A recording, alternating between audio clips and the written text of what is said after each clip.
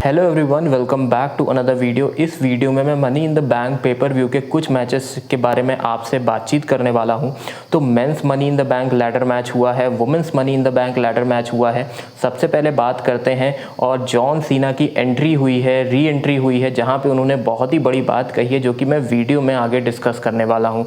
तो men's money in the bank ladder match में जो डेमियन प्रीस्ट है उनको विक्ट्री मिल चुकी है। कई बार ऐसा लगा कि सैंटोस एस्कोबार जीत सकते हैं, कई बार ऐसा लगा कि एले नाइट का काफ़ी चांस है, क्योंकि मैंने अपनी पहले की एक वीडियो में ये बताया था, ये प्रेडिक्ट किया था कि डेमियन प्रीस्ट जो है जीत सकते हैं इस ब्रीफ केस को, क्योंकि उनको हाल में काफ़ी ज़्यादा पुश मिल रहा था कंपनी से। बहरहाल मुझे ऐसे लग रहा था कि एले नाइट भी जीत सकते हैं, क्योंकि उनको भी क्राउड से बहुत ज़्यादा अच्छा रिस्पॉन्स मिल रहा है। लेकिन फाइनली डेमियन प्रीस्ट ने ये ब्रीफ केस हासिल कर लिया। तो अब मनी इन द बैंक जो कॉन्ट्रैक्ट है उसका सीन कुछ ऐसा होता है कि वो एक ऐसा कॉन्ट्रैक्ट है कि वो किसी भी चैंपियन को कभी भी चैलेंज कर सकते हैं मैच के लिए। वो कहीं पे भी हो सकता है, कोई अगर एक मैच चल रहा हो तो वो उसमें चैलेंज करके उस मैच को ट्रिपल थ्रेट बना सकते हैं। कोई मैच हो चुका है, चैंपियन एकदम गिरा हुआ है, तब वो उस ब्रीफ केस को कैश कर सकते हैं उसी समय। मोटी मोटी बात ये है, कहीं पे भी कभी भी चैंपियनशिप मैच वो जो है ले सकते हैं उस ब्रीफ केस को, कॉन्ट्रैक्ट को कैश करके। बहरहाल डेमियन प्रीस्ट के जीतते ही तो पूरा एकदम आप कह सकते हैं पूरा सिनेरियो बदल चुका है, क्योंकि अब डेमियन प्रीस्ट जो कि जजमेंट डे के एक बहुत बड़े फ्रैक्शन है, उसमें Finn Balor, Rhea Ripley, Dom है। तो अगर फिन बैलर और डेमियन प्रीस्ट की बात करें तो आगे का जो मैच हुआ था फिन बैलर और सेथ रॉलिंस का, तो उसमें जो है सेथ रॉलिंस थोड़ा बहुत इंजर्ड थे, लेकिन मैच के बीच में ही डेमियन प्रीस्ट अपना ब्रीफ केस लेके आ गए। तो कहीं ना कहीं ऐसा लग रहा था कि हो सकता है कि ये मैच ट्रिपल थ्रेट हो जाए।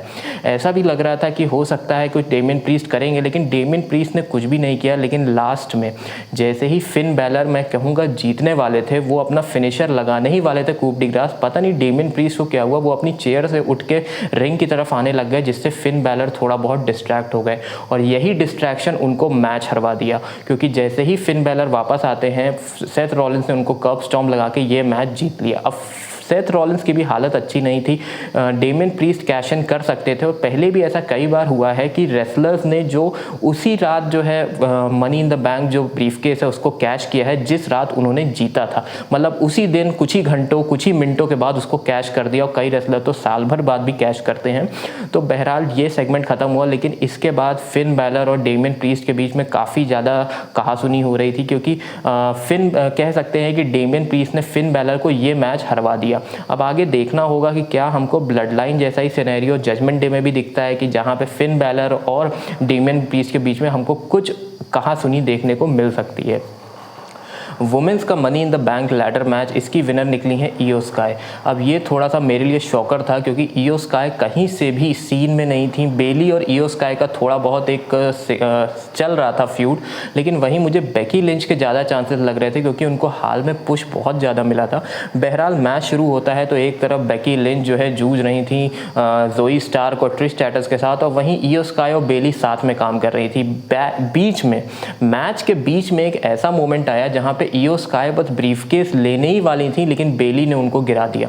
ऐसा लगा कि शायद ईयो स्काई को पता नहीं है उनके साथ क्या हुआ, लेकिन लास्ट में जोई स्टार्क ने ट्रिश स्ट्रैटस के हाथ में एक हैंडकफ बांध दिया था, और वो हैंडकफ लेके जब बेकी लिंच लैडर पे चढ़ने लग गई तो बेली भी वहीं पे थी, तो ईयो स्काई ने उन दोनों को हैंडकफ कर दिया।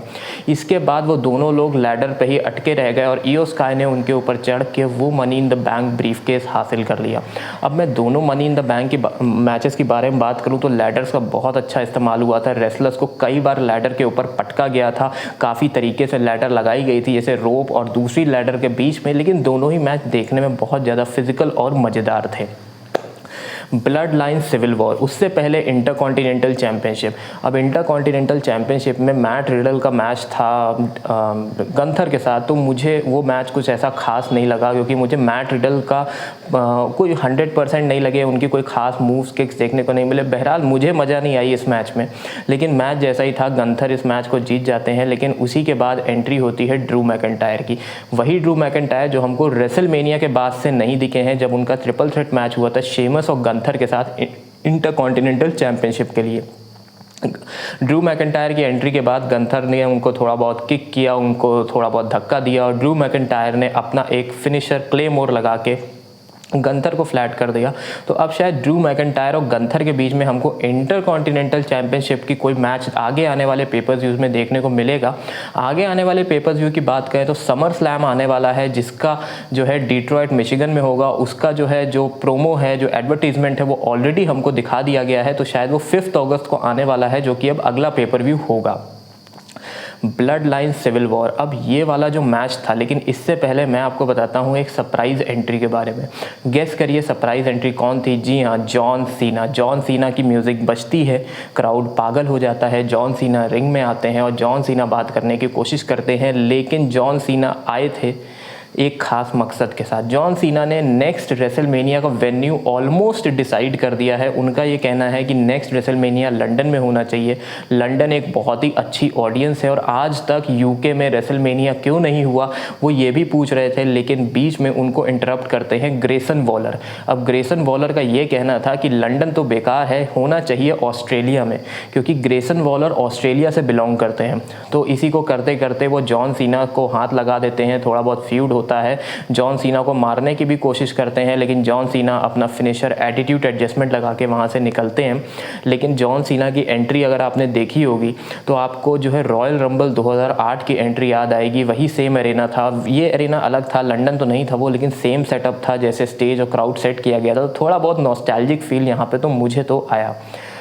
Blood line civil war, Roman Reigns Solo Sikoa versus the Usos. अब इस मैच में ज़्यादातर रोमन रेंस और सोलो सिकोवा का अपर हैंड था। मतलब ऊसोस को समझ में नहीं आ रहा था कि वो कैसे सोलो सिकोवा को डाउन पिन करें, कैसे उन पे अपर हैंड लगाएं। वो पिटते ही रहे पूरे मैच में। और लेकिन लास्ट में जैसे ही टेबल्स थोड़ी बहुत टर्न होनी शुरू हुई, एक गलती सोलो सिकोवा ने ये करी कि उन्होंने जो है जिमी ऊसो को अनाउंस टेबल के ऊपर रखा, उनके ऊपर स्प्लैश लगाया। लेकिन स्प्लैश लगाते ही जिमी ऊसो हट गए और वहाँ पे सोलो सिकोवा की कहानी खत्म हो गई। रोमन रेंस रिंग में बचे थे, लेकिन अब 2-on-1 वाली सिचुएशन थी। एक बार जिमी ऊसो ने किक लगाई, एक बार जे ऊसो ने किक लगाई, फिर दोनों ने साथ में किक लगाई। सोलो सिकोवा आना चाहे, लेकिन उनको भी बाहर से ही किक लगा दी। उसके बाद उनके ऊपर स्प्लैश लगा और 2019 के बाद पहली बार रोमन रेंस पिन हुए जे ऊसो के द्वारा। अब ये पिन अगर आपने देखा हो तो पॉल हेमन का चेहरा बहुत कुछ बताता है कि इस पिन की क्या अहमियत है, क्योंकि पहली बार ऊसोस जीते हैं और पहली बार रोमन रेंस जो है पिन हुए हैं 2.5 सालों में। तो इस मैच के बाद ही पूरा का पूरा हमारा जो इवेंट है वो ख़त्म हो गया। तो ये पूरा हमारा वो था। एक मैच और हुआ था कोडी रोड्स और डोमिनिक मिस्टीरियो के बीच में। तो इस मैच की भी कोई खास स्टिपुलेशन नहीं थी। मुझे ये मैच भी कुछ खास मज़ा नहीं आई, अच्छा नहीं लगा।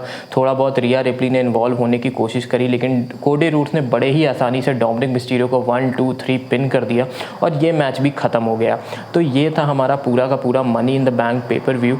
और ऐसे ही आगे इंटरेस्टिंग वीडियोज़ देखने के लिए आप मिस नहीं करिएगा, उस सब्सक्राइब के बटन को दबाइए, बेल नोटिफिकेशन को ज़रूर क्लिक कर लीजिएगा, जिससे आगे आने वाली सारी वीडियोस की नोटिफिकेशन आपको मिलती रहे।